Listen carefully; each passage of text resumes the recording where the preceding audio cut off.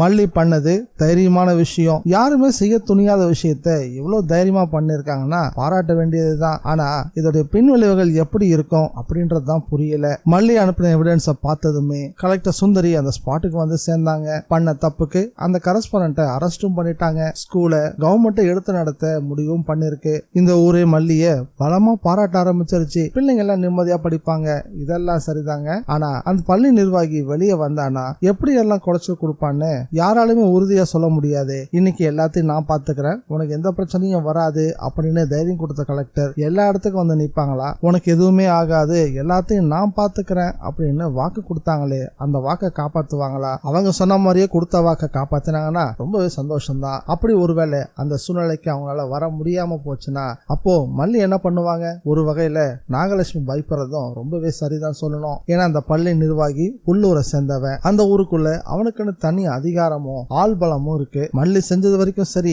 என்ன ஒண்ணு, நேரடியா இவங்க இந்த விஷயத்துல சம்பந்தப்படாம கலெக்டரா வந்து எல்லாத்தையும் செக் பண்ணி அந்த ஆள் அரெஸ்ட் பண்ணிருந்தாங்கன்னா மல்லிக்கு எந்த பிரச்சனையும் இல்லாம போயிருந்திருக்கும். இதை பத்தி உங்களுடைய கருத்து என்னன்றத மறக்காம கமெண்ட்ல பதிவு பண்ணுங்க. வணக்கம் மக்களே, வெல்கம் டு TNVG ரிவ்யூ. நம்ம சேனலுக்கு நீங்க ஃபர்ஸ்ட் டைம் வந்திருக்கீங்கன்னா சப்ஸ்கிரைப் பட்டனை பிரஸ் பண்ணி நம்ம சேனலுக்கு சப்போர்ட் பண்ணுங்க. அப்படியே இந்த வீடியோக்கு ஒரு லைக்கையும் கொடுத்துருங்க. கலெக்டர் சொல்லும் போது நான் பெயிலபிள்ல அவனை உள்ள தள்ளுங்க அப்படின்னு சொல்லிட்டாங்க.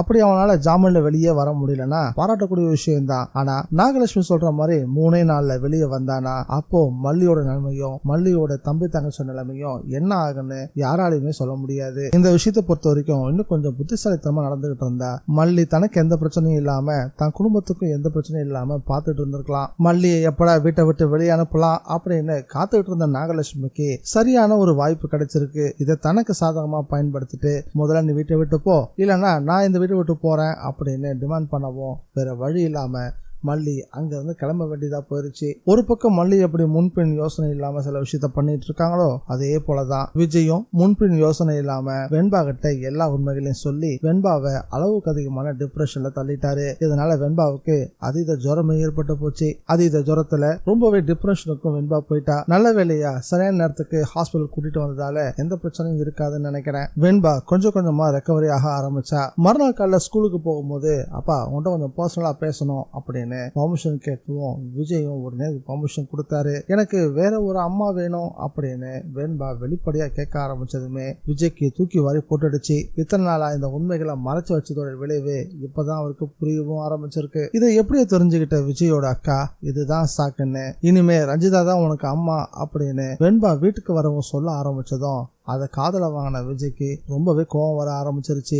என்ன இருக்க, என்ன பேசிட்டு இருக்கீங்க அப்படின்னு சத்தம் போடவும் ஆரம்பிச்சாரு. விஜய் இப்படிதான் பேசுவான்னு அந்த ஒட்டுமொத்த கூட்டத்துக்கும் நல்லாவே தெரியும். விஜய் எப்படி எல்லாம் கன்வின்ஸ் பண்ணலாம் அப்படின்னு பலமா ஏற்கனவே திட்டம் போட்டுதான் வச்சிருந்ததுங்க. இவங்க பேசின விஷயம் வித்யா அம்மாவுக்கு அதீதமான கோவத்தை ஏற்படுத்திருச்சு. வெண்பா இருக்க சூழ்நிலையில விஜய் இருக்கக்கூடிய சூழ்நிலையில இப்படி ஒரு பேச்சு தேவைதானா, எதை எப்ப பேசணுன்ற அறிவு இல்லையா அப்படின்னு வித்யா ஒரு பக்கம் பேச ஆரம்பிச்சதும் ஒட்டுமொத்த கூட்டமும் அவங்க பக்கம் பாய ஆரம்பிச்சிருச்சு. இந்த வீடியோ பிடிச்சிருந்தா லைக் பண்ணுங்க, ஷேர் பண்ணுங்க.